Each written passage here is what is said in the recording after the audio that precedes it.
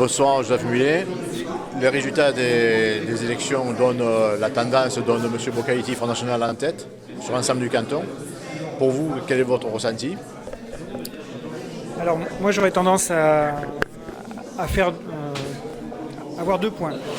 La première des choses, c'est que ce gouvernement a organisé en fait la démobilisation des citoyens.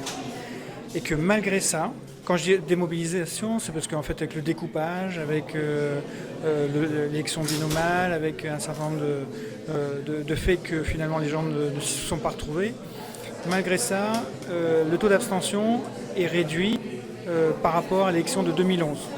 Donc je dirais que c'est le citoyen finalement qui a pris la main par rapport à cette élection, et ça c'est plutôt une bonne chose, une mobilisation démocratique.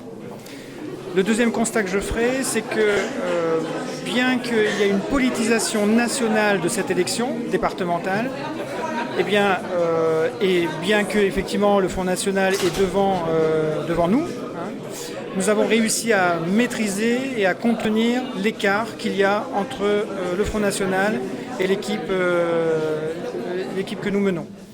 Donc c'est plutôt bien, c'est plutôt intéressant.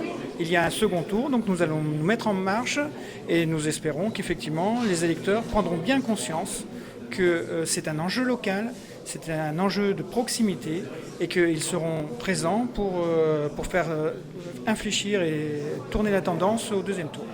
Mais en voix, vous ne savez pas si vous faites plus de voix ou moins de voix? En voix, en fait, quand on regarde en voix, mais c'est pas des résultats définitifs, donc je suis un peu, voilà, il y a pratiquement 1000 voix d'écart. D'accord. Il y a 1000 voix d'écart, donc c'est pratiquement possible d'inverser cette tendance au deuxième tour.